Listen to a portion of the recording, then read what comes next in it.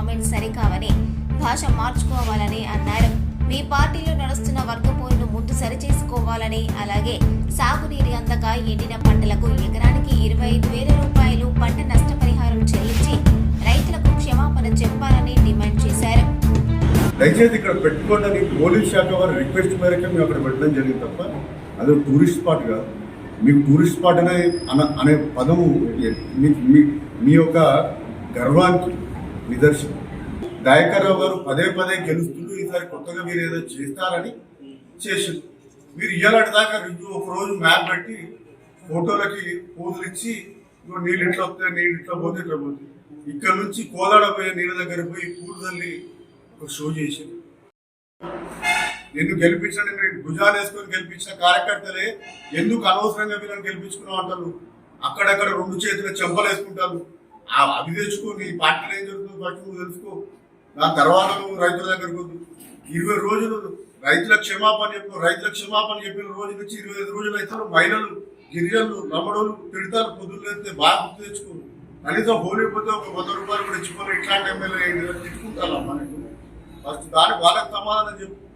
పొద్దున్న వేస్తే ఏదో విమర్శించడం దయాకర్రావు గారు ఇప్పటిదాకా ఒక మాట అనడమ్మా, మీరు ఎందుకు ఆలోచన చేసుకుంటలేదు అని అంత హుందా ఉంటే ఆయన నుంచి కాలం నుంచి గిరి నీళ్ళు వచ్చినాయి, ఇన్ని ఎకరాలకు నీళ్ళు అందించగలని చెప్తాం అనుకున్నాం.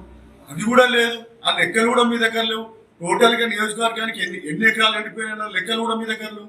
ఇంత అవగాహన లేకుండా ప్రజల్ని ఇబ్బంది పెట్టుకుంటా మీరు అనుకుంటారా మేము చాలా 7,000 తోటి గెలిచినాం. ఇప్పుడే వచ్చినావు రాజకీయాలకి, గెలిచినావు. ప్రజలు ఓట్లు వేస్తే గెలిచినావు. కొంత టైం ఇవ్వాలో కొంత తెలుసుకునే ప్రయత్నం చేస్తున్నాను. పొద్దున్న లేస్తే దయాకర్రావు అనే పేరు లేకుండా నీకు నిద్ర పడుకుంటలేరు, ఇంకోటి చేస్తారు. దయాకర్రావు గారిని తిరస్కరించలేము.